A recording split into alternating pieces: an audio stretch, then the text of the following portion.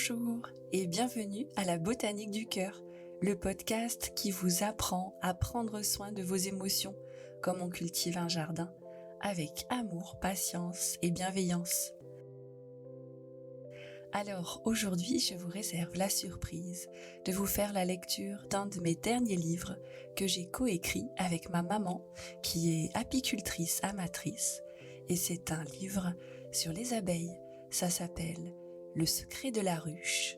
Apis, l'abeille au destin de reine.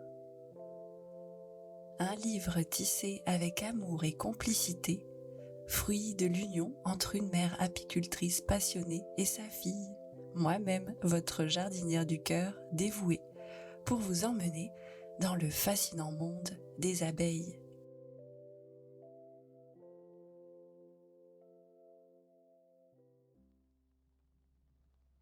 Il y a très longtemps, bien avant l'arrivée des villes, notre planète n'était qu'un vaste jardin. Une campagne sans fin, une forêt luxuriante, le vert s'étendait à perte de vue. Quelque part au fin fond d'un bois, niché sur une branche d'arbre, blotti derrière une fine et fragile paroi de cire, était en train d'éclore la vie. Blotti dans sa douce alvéole, choyée avec tendresse par ses nourrices, Apis, la petite abeille, rêvait d'un monde au-delà des frontières de la cire. Dans la ruche, comme toujours, c'était l'effervescence. Derrière chaque alvéole de cire était en train de grandir une abeille. Chacune d'entre elles avait une destinée unique. Certaines deviendraient de vaillantes butineuses, d'autres des nourrices attentionnées, et certaines encore se dédieraient à la construction de la ruche. Chaque abeille aurait son rôle dans la ruche. Apis avait hâte de connaître le sien. En attendant d'éclore, Apis rêvait du doux parfum des fleurs, des cavalcades dans les airs et du nectar sucré ruisselant dans sa gorge.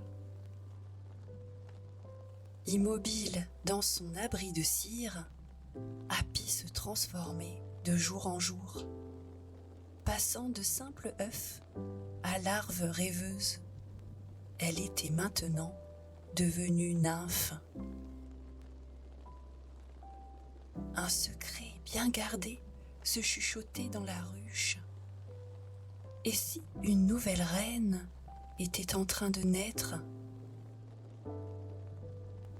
Une reine des abeilles ne naît pas, elle se fabrique, nourrie de la précieuse gelée royale.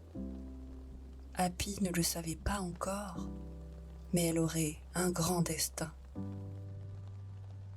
Dans le murmure des ailes, Apis entendait les histoires des abeilles et les chuchotis de ses nourrices.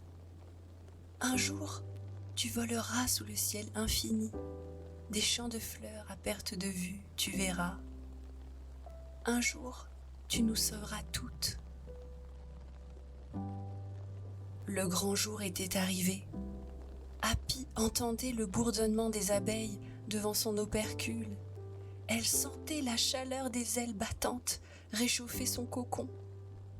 Elle savait instinctivement ce que cela voulait dire. Son heure était venue. Libérée de son cocon de cire, Apis fit son entrée dans le monde de la ruche. Elle prit son envol, explorant l'immensité de la ruche. Toutes les abeilles bourdonnaient autour d'elle, lui faisant sentir qu'elle était spéciale. Elle était différente de ses sœurs, ayant été nourrie à la précieuse gelée royale toute sa vie. Une couronne invisible semblait reposer délicatement sur sa tête, annonçant son destin royal. Apis fut conduite auprès de la reine de la colonie. Elles se regardèrent comme deux sœurs jumelles, se reflétant dans un miroir. La voix de la reine était douce, mais empreinte d'urgence. « C'est l'heure, Happy. Tu dois devenir reine. Notre colonie est en danger et je suis affaiblie à la fin de mon cycle.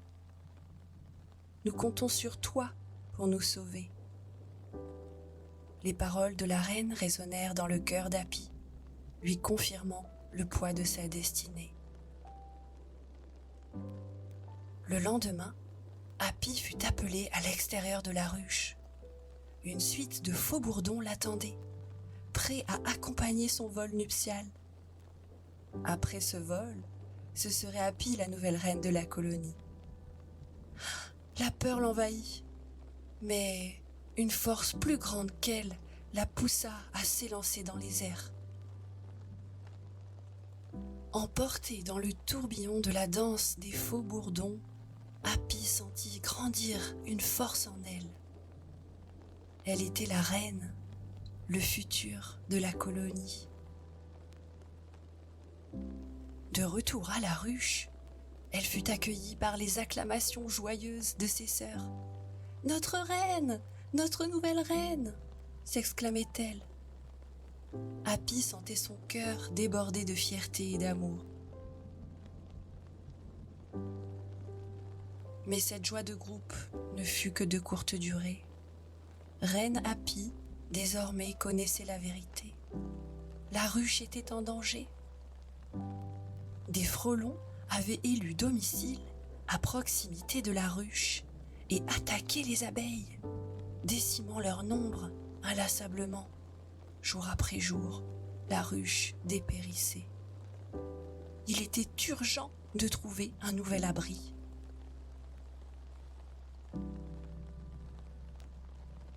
Seule face à son destin, Happy fit une promesse à la vieille reine. Elle trouverait un refuge sûr pour la colonie. Bien qu'elle eût aimé entreprendre le voyage elle-même, sa vie était trop précieuse pour être mise en danger.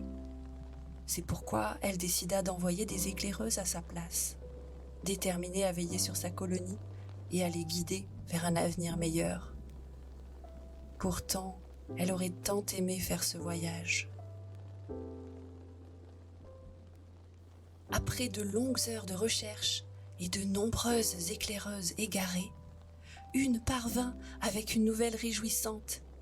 Elle avait découvert un vieux tronc d'arbre, vaste et sec, dressé fièrement au milieu d'une clairière ensoleillée, entourée de fleurs. Au lever du soleil, un étrange frémissement agita toute la ruche. Chaque abeille se gorgea de miel sucré, remplissant son estomac de précieuses réserves pour le grand voyage qui les attendait. Les ailes frémissaient d'excitation, elles étaient toutes prêtes pour la plus grande aventure de leur vie.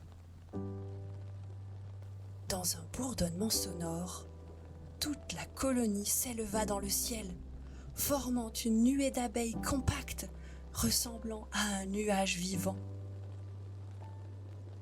Le voyage commençait à l'unisson, Happy en tête de cortège.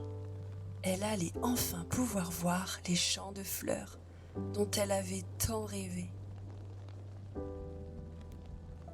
Mais les rêves les plus fous ne nous préparent pas à la beauté du monde. Arrivée sur place, la colonie avait du travail. Le tronc d'arbre était grand et sûr, mais il était vide. Les ouvrières se mirent immédiatement au travail. Happy était fière d'être la reine de cette colonie. Elle se sentait faire partie d'un tout, où chaque petite abeille avait un rôle indispensable à jouer. Les jours passèrent et le tronc d'arbre vide se transforma peu à peu en une ruche complexe. Il était maintenant rempli de belles structures de cire, chacune soigneusement construite par les ouvrières dévouées. Happy sortit une dernière fois pour contempler la nouvelle ruche qui se dressait fièrement devant elle. Les murs de cire brillaient sous les rayons du soleil, témoignant de l'effort de toute la colonie. Une vague d'émotion submergea le cœur d'Happy, empli de fierté et de joie. Regardez notre demeure, si complexe et si belle et fragile à la fois. Ensemble, nous l'avons construite avec amour et détermination, murmura-t-elle avec gratitude.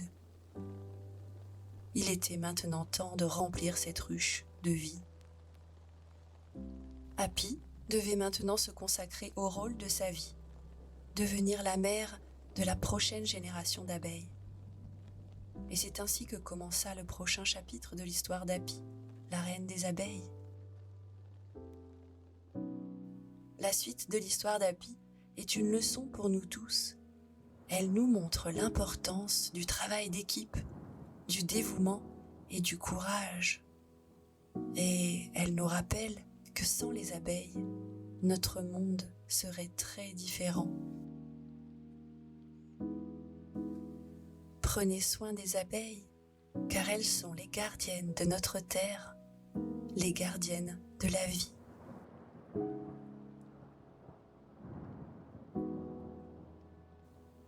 Et voilà l'histoire d'Happy, l'abeille au destin de reine, tome 1. Dans la suite du livre, j'explique aux enfants la vie des abeilles et leur petit monde, au travers de quelques explications qui m'ont été, bien évidemment, fournies par ma maman. Quand on connaît les choses qui nous entourent, on en a moins peur et on peut ainsi mieux les respecter et comprendre leur importance. Si vous voulez acquérir le livre, suivez le lien en dessous de la vidéo. Je vous dis à très bientôt pour d'autres aventures avec la botanique du cœur. N'oubliez pas de cultiver et de prendre soin de vos émotions et de tout ce qui est important pour vous. À bientôt!